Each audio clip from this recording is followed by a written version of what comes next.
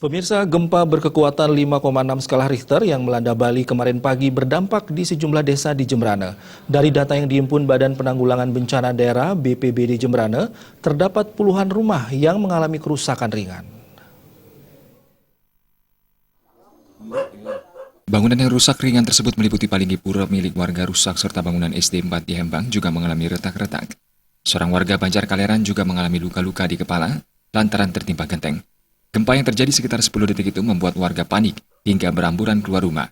Selain getaran juga disertai suara menggelegar. Dari pantauan sedikitnya ada 50 rumah warga mengalami kerusakan ringan di Banjar Kaleran. Di Sahyembang, Kecamatan Mendoyo, kebanyakan di bagian atap genteng. Genteng di ujung kap berjatuhan ke tanah. Di salah satu rumah milik Wayan Nestra mengalami kerusakan di bangunan Palinggi. Patma di bagian atasnya patah sehingga reruntuhan jatuh ke bawah. Begitu juga Palinggi penunggu yang berada di tepi jurang juga terlihat miring disertai retak-retak pada tembok penyeker.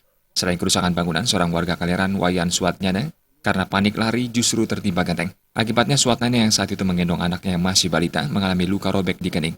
Dirinya lari keluar karena panik, tidak menyangka genteng di ujung jatuh menimpa kepalanya. Hingga kemarin masih dilakukan pendataan kerusakan akibat gempa tersebut oleh petugas dari Desa Babinsa dan Babin Kamtibas. Dari pendataan awal ada sekitar 30-an rumah yang rusak ringan di bagian atap, sebagian besar sudah mengganti genteng.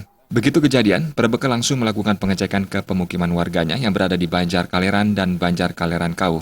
Rata-rata kerusakan pada atap genteng yang bergeser akibat getaran. Sedangkan untuk warga yang mengalami luka ringan, menurutnya telah ditangani. Desa juga memberikan bantuan awal sekedarnya untuk perbaikan genteng yang rontok. Sementara itu dari data yang dihimpun BPBD, selain di Hembang yang banyak terkena dampak di Banjar Rangdu, Desa Posanten, beberapa rumah mengalami kerusakan genteng, begitu halnya di Desa Yesumbul, juga bangunan Candi Batas, Desa Miring. Biro Bali Pos, Jemberana melaporkan.